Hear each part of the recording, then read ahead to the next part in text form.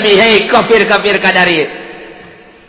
Seakan-akan nanya kapan eta kafir teh mah deuk naraon ieu kami kadinya teh dipanggil. Oh, nu mantak dipanggil teh atslu ma harrama rabbukum alaikum.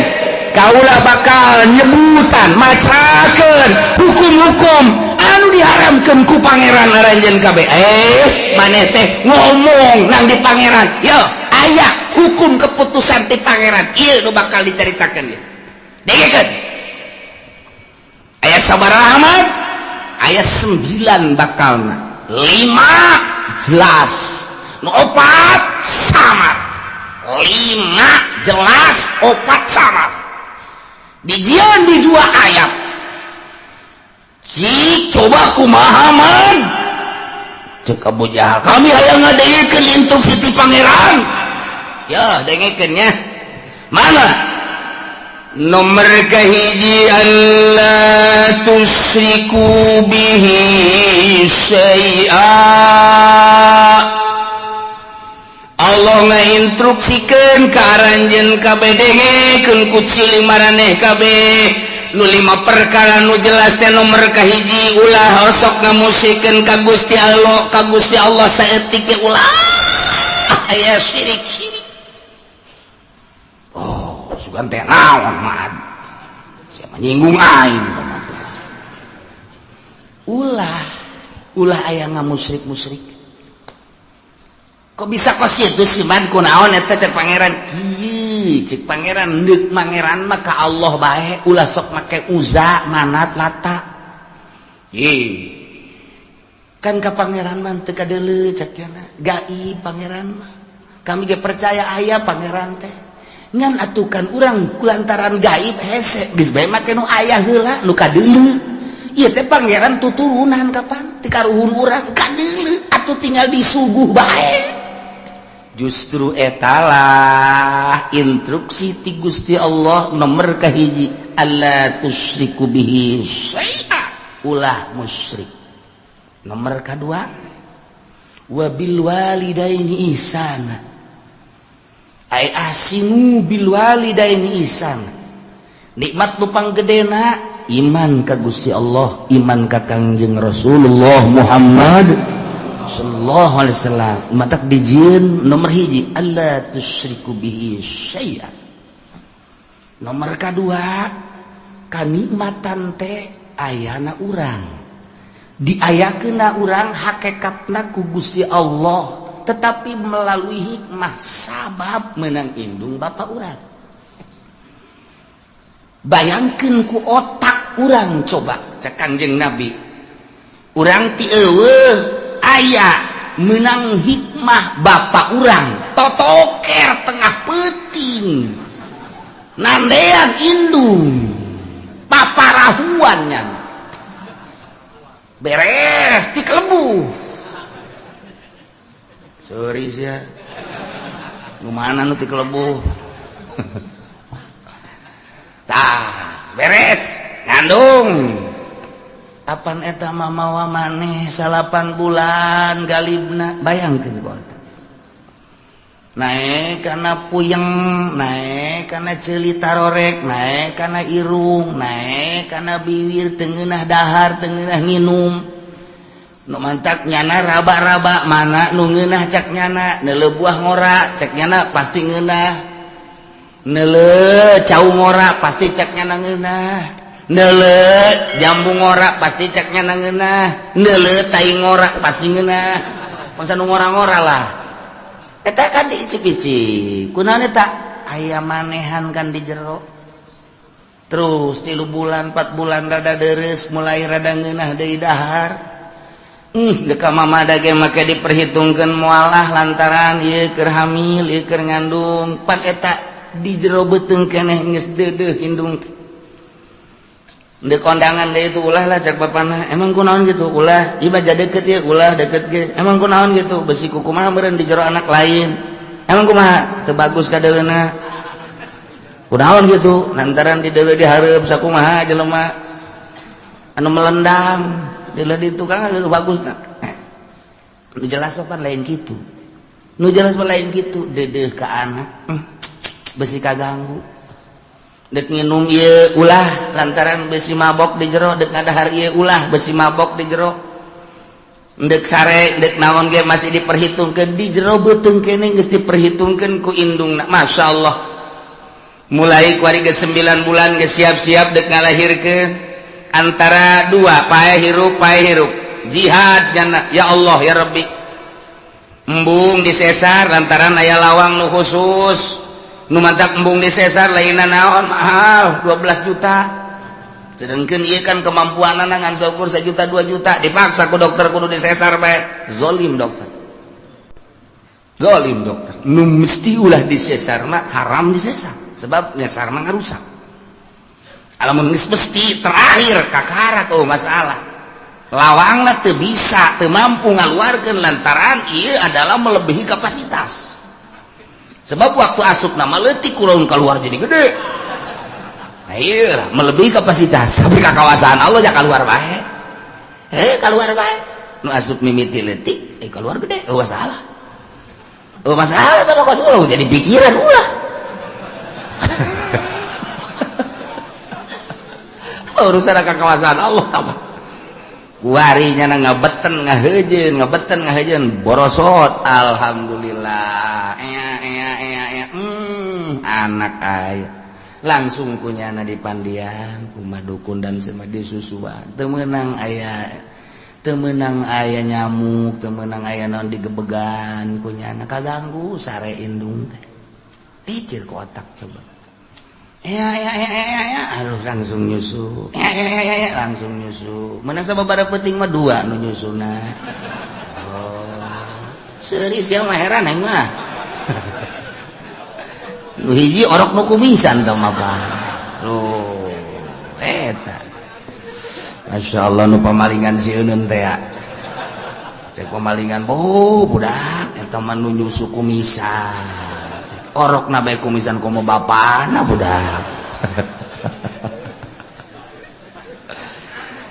bayangkeun indung masyaallah terus beuki gede beuki deudeuh beuki nyaah beuki gede kuari terus bae diisangan dipandian waduh eta indung ya Allah ya Rabb bapakna neangan ka pabrik neangan ka pasar jang meuli susu jang meuli ambet jang meuli naon indungna ngurusan di imah bayangkeun indung bapak emang kumaha gitu ya Allah ya Rabbi nah kuari geus mulai leng-oleng kokorondangan dan lain sebagainya tetep bae mana sing hade budak beusi kahau sing hade eta kan ku deudeuh-deudeuhna ka anak sing hade konsian emang kunaon ditu di tukang empang pan kayak ngajebur ka empang deui kajenting bapana ka empang asa ulah budak tolol teh indungna deui ngomong emang kunaon gitu bongan nah pasti aya nanaon ye pasti aya nanaon ye sekali dia coba ngomong dah budak ulah ka empang aya bapana kajeun kana jebur nah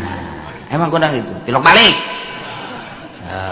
berarti nyandung ya bebeja keur nyandung di mana aya lalaki bebeja nyandung atuh meureun mun bebeja teu diizinan sih di mana aya ginian ngomongna atuh lakos ditu nu tenang atuh mungkin ngomong fokus gitu mang tenang lo budak hese ngomong jeung nyandung mah teu kaharti kitu kurang berat aduh lamun hayang nyaho jati diri urang nyandung coba ge hayang nyaho jati diri urang nu aslina nyandung beres nyandung mulai guys tuh dulu setan datang nyawa aslinya orang setan berarti padahal eta kiai tetap ku pamajikan di setan-setan tuh setan datang tuh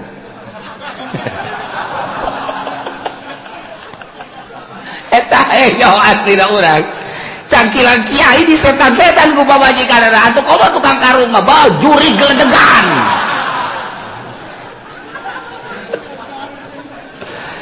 aduh geus teu kuat pokona kanu jandung bagus di setan-setan di juri-juri kurang asli na urang kanyahoan ku ari oh berarti aing setan tah maleureun ngomong mah maleureun tilu bacem hiji jeung nu dicandung moal aya anggeus-anggeusna ti isuk datang ka sore datang ka isuk ge moal putus nomor kadua nu susah nya nyaritakeun ka susah moal anggeus-anggeus nomor katilu nu gede hutang moal anggeus-anggeus Tol aya geus. Anggeus paeh bae eta geus. Nah, hiji Allah tusyriku bi syai'a. Nomor kedua, bayangkeun lantaran indung ti mimiti ngandung ngalahirkeun ngurus nyusuan dan lain sebagainya datang ka onggong-onggong dan lain sebagainya tetap deudeuh da ka anak bae deuk ka mamana ge moal anak deuk ka mamana ge kela besi anak aro anak we ya anak maka instruksi ti Gusti Allah wa bil walidaini ihsan sing boga gawe hade anjeun teh ka indung bapa ihsanan kalawan hade nu nyaat ulah nyentak ka indung mah ulah marah ka indung bapa lantaran nyana nu jadi sebab ayana urang ngemantak ridallah fi ridal walidain ridho Allah terletak pada ridho indung bapa ridho Allah ridho indung bapak ridho Allah moal ridho ridallah fi ridal walidain masyaallah.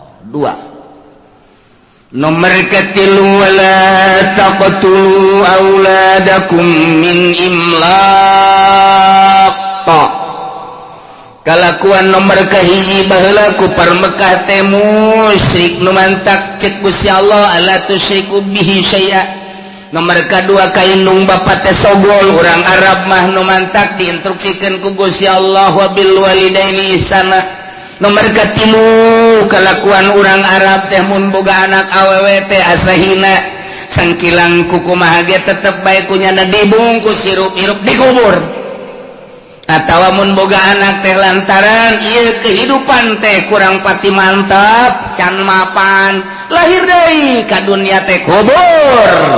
Besi ngabahayakeun ka harta susah nemantak instruksi ti Gusti Allah wahai urang Arab cek Gusti Allah mak sampaikan wala taqtulu auladakum min imlaq ulah rek ngabunuh anak kulantaran rempan sieun besi pakir kulantaran di dia teh aya min aja imlakin besi pakir lain ngabunuh langsung dikubur bae kumaha kuari lamun digugurkeun besi pakir sarua bae membunuh ngaran atawa kuari mah azlu bae azlu di azlu teh artina begitu dek keluar cai bade cabut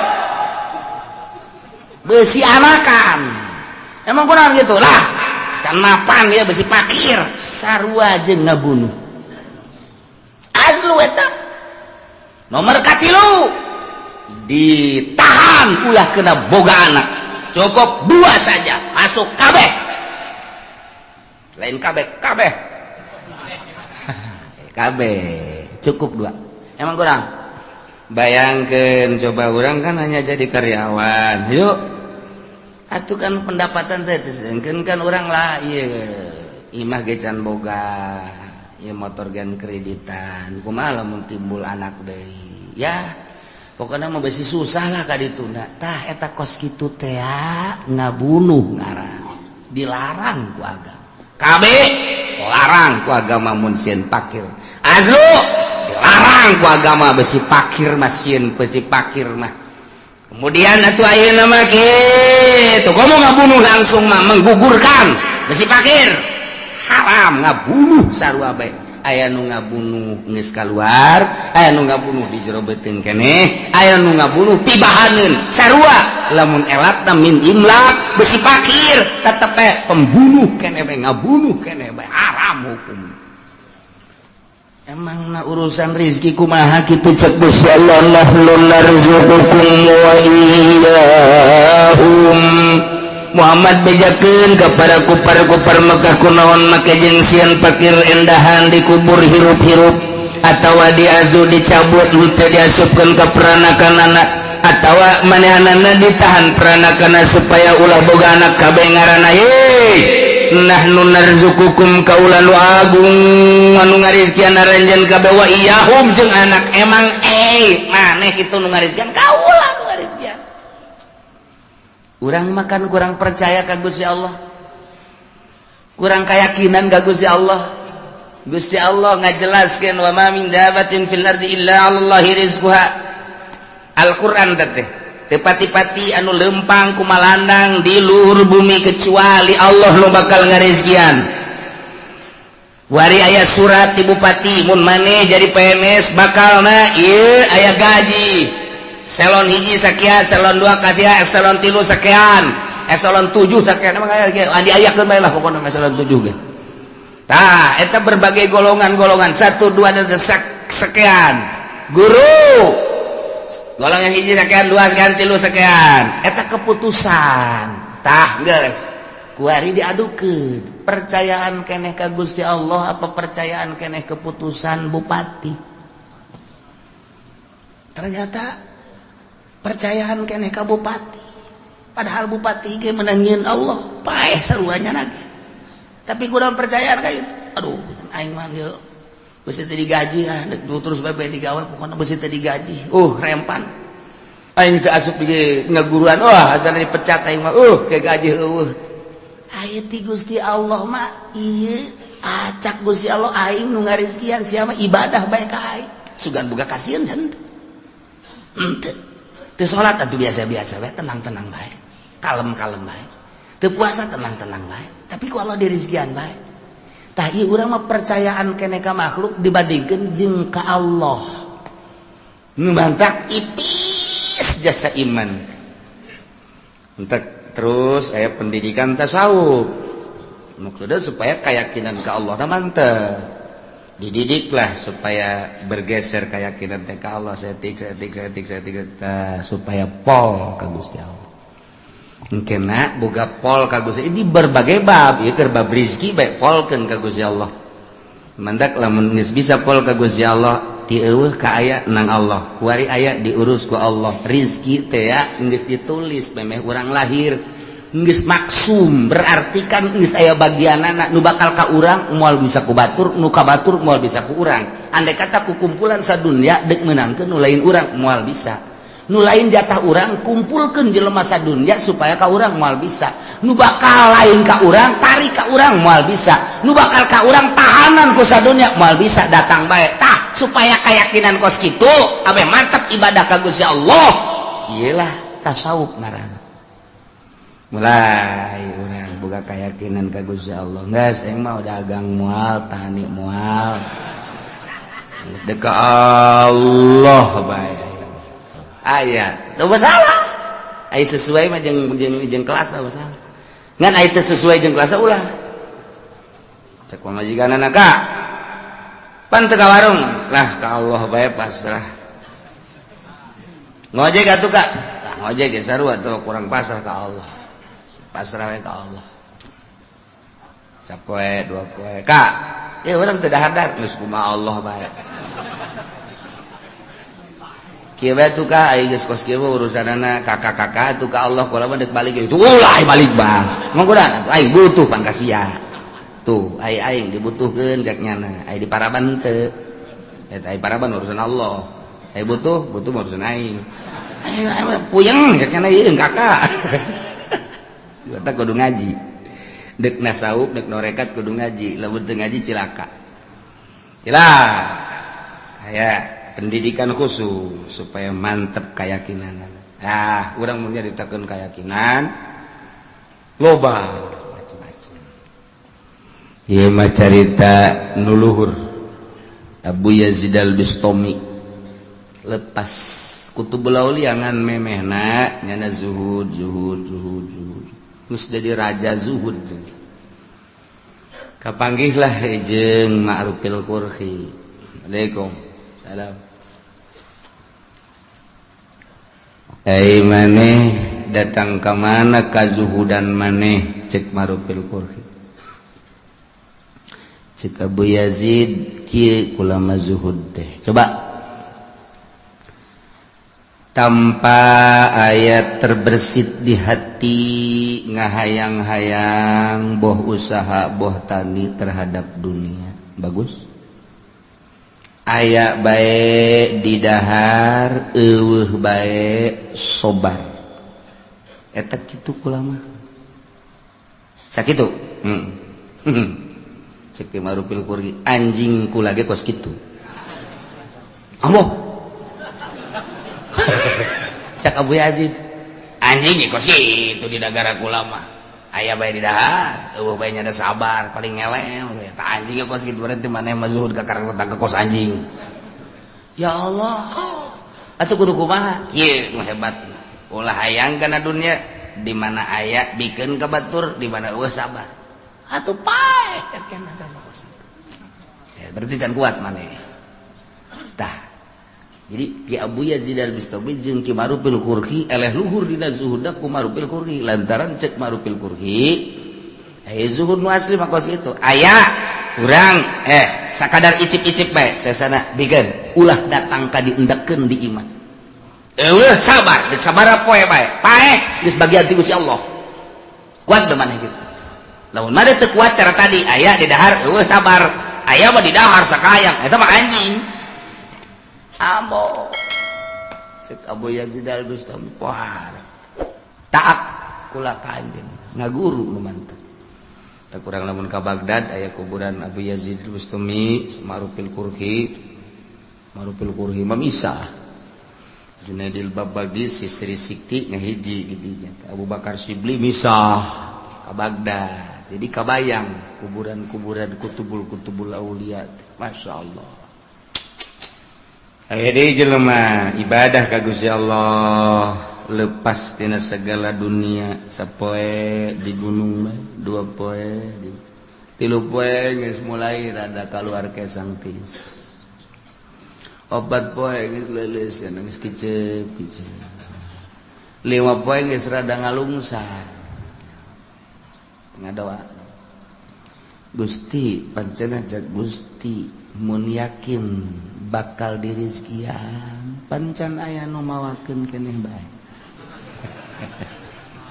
cak Gusti Allah ta eta siapa ibadah zuhud hayang aya nu mawakeun tolol ulah piceun eta piceun teu geus hayang nu mawakeun mulai ka 7 poe geus leuleus jasa ngadoa deui Gusti abdi mah teu hayang dibawakeun ku malu kaengge dibere langsung bae ku Gusti cek ya mun sangu-sangu mun roti-roti langsung di Gusti ulah make makhluk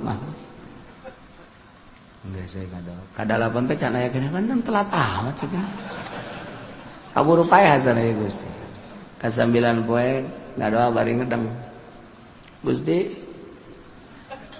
iya ka makhluk pan dengan ka Gusti mah pandap nyantel terus ieu mah geus teu daya teu upaya ieu mah abdi mah ieu asana sapoe ieu ku Gusti teu dikiriman abdi mah paeh tapi kumaha Gusti bae endahan kieu ilhamna ti Gusti tek rizki maneh poe ieu aya ngan maneh kudu ka kota leupangna geus teu kuat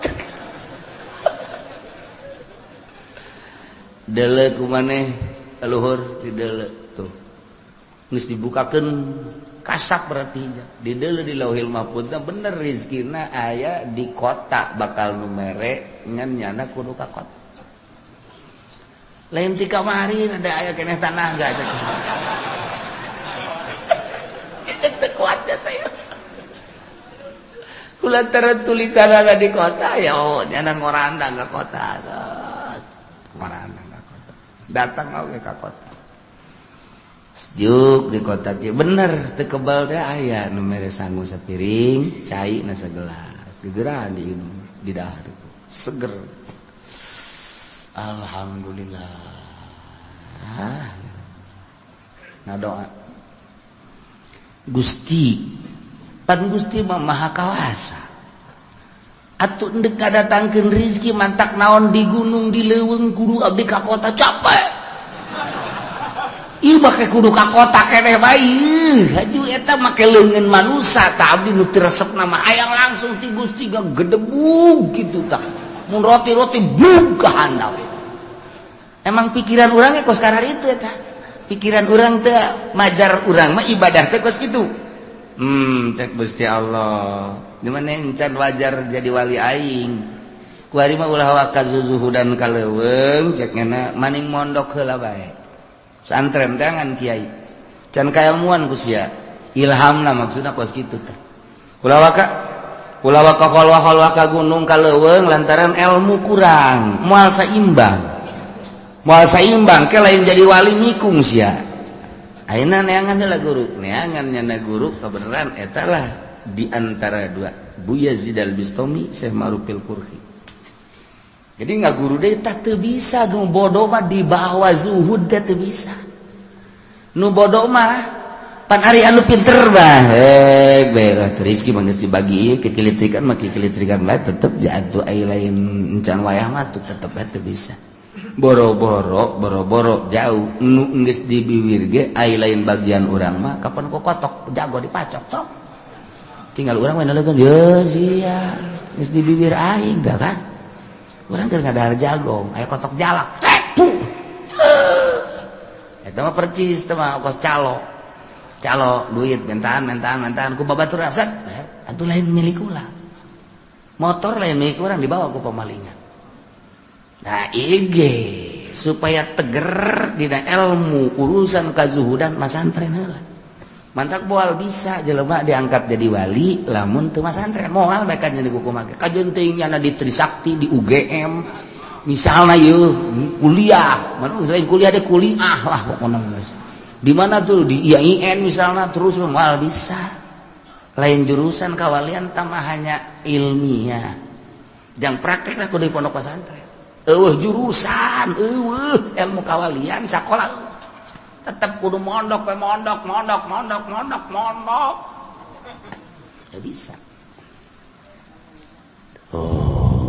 Nyana guru kaditu kaki Ma'rufil Qurhi barang datang cek Syekh Ma'rufil Qurhi ahli zuhud bantak datang ka dia. Aduh aing naon encen ge ngaguru geus disebut bantak aing. Sia di leuweungnya hampir paehnya sia. Ngadoana teu beres. Bisa kanyawan abdi ngadoa teu beres. Allah bebeja ka aing. Amoh. Sakit luhur abad sih. Oh parah urusan ada jeung Gusti Allah. Amoh. Murigak bulunya lagi. Murigak bulu. Tapi tetep can percaya. Dan percaya cakena. Nya Allah ngobrol jeung nyana. Orang lah menceritakan kawalian teh kos gitu. Jadi kadang-kadang hayang seuri, kadang-kadang oh ya eta pendidikan apa gitu. Can percaya. Coba aing deuk mempercayakeun kos supaya aing yakin. Ternyata di luar gegerentesan eta kos gitu tah. Oh, cek sama doger teh percaya ka aing. Murid. Berangkat. Ayo. Ndek ka mana? Ngayakinkeun, sia teu yakin ka aing kan? Pan kanyawan. Wah, beuki sieun wae. Ayo. Ndek ka mana? Ayo tuturkeun. Sok loba omong ulah mata tanya. Ayo aing boga babaturan. Oh, datang ka ieu mah babaturan. Wow, sono. Biasa adu tangkep dah. Atuh. Kedatangan ku Ki Ma'rufil Qurhi pohar jasa. Cari. Terus dibagiakeun cai, kopi dan lain sebagainya. Ke ulah ka mana? Dahar. Akhirnya bener sate. Dahar lah tiluan. Nu boga imah Syekh Ma'rufil Qurhi jeung murid anyar. Zuhud bantat teh. Dah. Cek Syekh Ma'rufil Qurhi. Dah, ka muridna. Kan lamun can aya izin ti guru moal. Dah. Begitu Syekh Ma'rufil Qurhi ngadahar sate hiji, ngahanem lagi. Didelegeun ku duaan. Pan teu didaharnya. Ngan hiji doang. Dikuyah-kuyah ku Syekh Ma'rufil Qurhi. Endah dikalo aku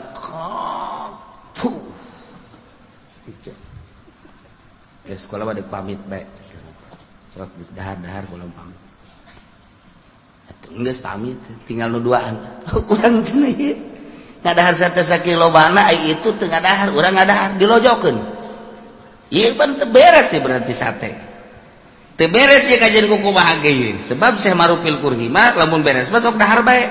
Coba urang tes datanglah ke tukang sate. Assalamualaikum. Waalaikumsalam. Ieu sate kan geus dibayar.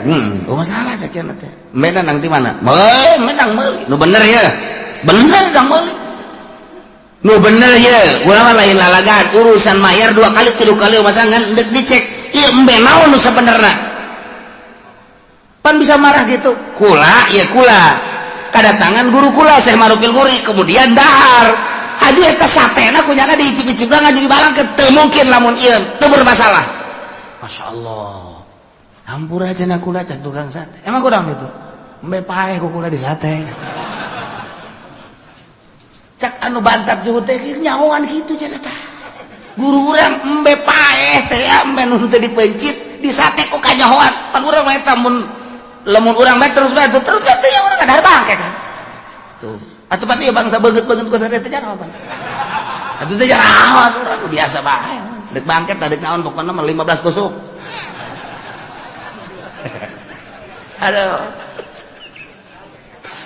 Aduh, atuh mamang teh kunaon kitu ka tukang sate teh hampura geus pokona mah jadi kulah yang gede untung aya embe paeh anyar kanyahoan lah geus bisa teh bae.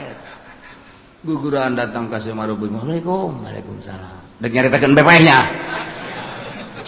Pan geus cahudi bae. Tah cak muridna teh cak muridna. Mama, geus kula yakin ka mama.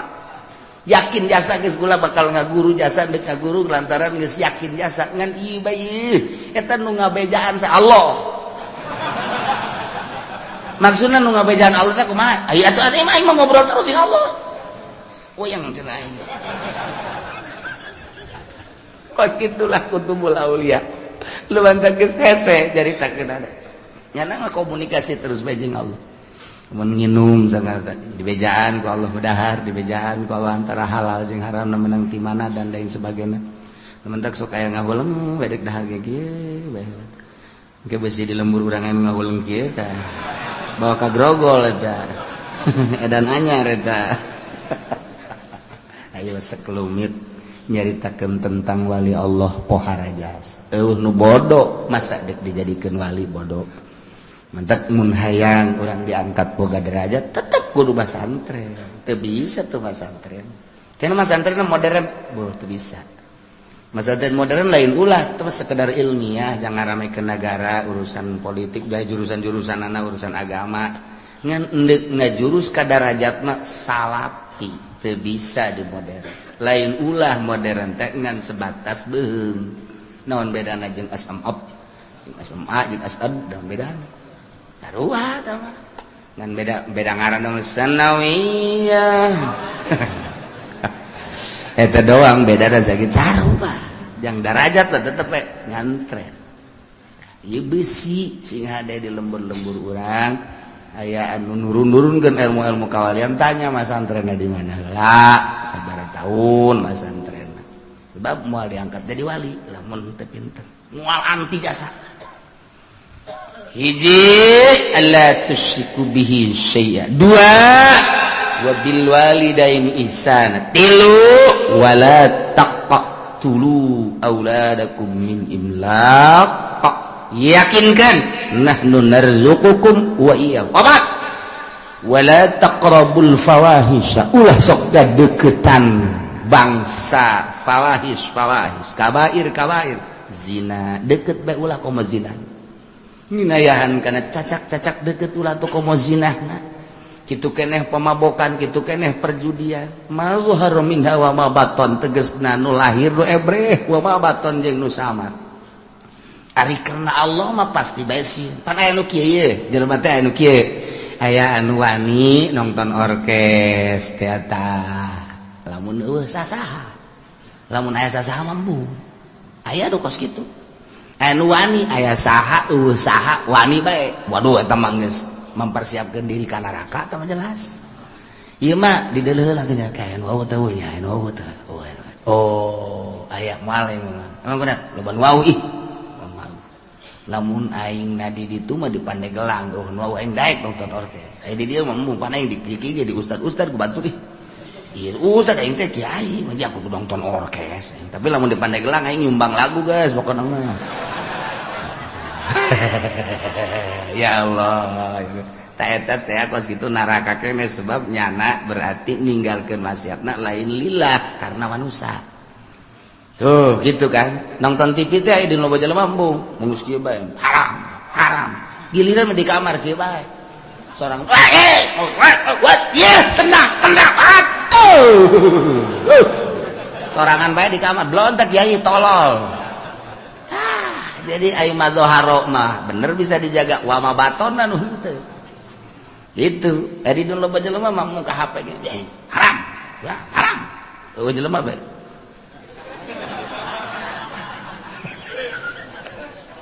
eta loba teh kiai nu kos kitu loba teh kiai loba.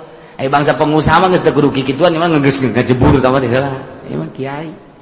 Aya di loba jelema aya murid embung tapi sorangan boh. Tak eta henteu wa mabaton, mazhar berkurang lillah berarti. Mun kadeuleu ku masyarakat nya ngajaga, mun sorangan mah henteu. Tah eta cilaka tah bakos kitu. Ieu mah wala taqrabul fawahisha ma dhahara minha wa ma batan. Nu ebre nu samar ditinggalkeun ku nyana lantaran sieuna lain ka makhluk lain ka manusia Allah berarti keur lobaan keur sorangan akur bae nu dipake ka sieuna Allah sedangkan Allah mah nuleukeun teu eureun nuleukeun godim Allah mah sugan aya nundutan la takhuduhu sinatu wala nah teu pernah sare Allah teu pernah nundutan acan urang di bos mah bisa. Nah, bos keur nundutannya, jelap bae. Tuh. Guru keur deuleukeun nya, ayo ngarokok bae ngajelos. Teu masalah teu kadeuleuh cek kana teh. Teh eta mah lain ka Allah kan kos kitu mah, ka guru, ka bos, itu mah teu ikhlas. Kalimah wala taqtulun nafsal lati haramallahu illa bil haqq. Ulah rek ngabunuh maneh kawak-kawakan sebab baheula di Arab mah teu meunang salah saeutik cekel bunuh kumaha kahayangnya na bae ngaganggu ka nyana bolo nyawa teh murah baheula mantak instruksi ti Gusti Allah aturan ti Gusti Allah ieu nu lima nu jelas terakhir wala taqtulun nafsa ulah rek ngabunuh awak-awakan allati haramallah nu ku Allah diharamkeun illa bila kecuali hak mangga model kumaha ngabunuh deui qawad diarana atawa murtad nyana kafir ba'dal iman murtad bunuh mun di negara Islam ku ari nu murtad bunuh mana deui rajmil muhson tak iya ya kudu diranjam jelema zina sabada muhson zina ba'dal muhson aya ge puluh sarua bae masyaallah nyana nikah biasa halal kemudian saenggeusna merasakan nikmah ndak ngarasakeun kitu ngaranna jima hasil halal waris zina jeung nu sejen ta eta teh wajib dirajam paehan eta mah hak masalah tah manukos kitu ya na inu limadzalikum wasaqum bihi la'allakum taqilun zalikum tayyinu lima tadi nugus diceritakeun wasakum eta Allah marentah ka aranjeun kabeh la'allakum taqilun supaya aranjeun kabeh berpikir awas nu lima ieu alla tusyriku bihi syai'a nomor kedua wabil walidaini ihsana nomor katilu wala taqtulu auladakum min imlaq nomor kaopat wala taqrabul fawahisha ma dhahara minha wa ma batan nomor kalima wala taqtulun nafsal lati haramallahu illa bil haqq nah ieu nu kudu diperhatikeun bener-bener lantaran ieu nu keur kumalandang di Mekah saat eta nu dilaksanakeun ku kaum-kaum kufar la'allakum taqilun coba berpikir nu lima jelas nu opat ieu mah nu make perjalanan khofi mana wala taqrabu malal yatim wallahu a'lam bissawab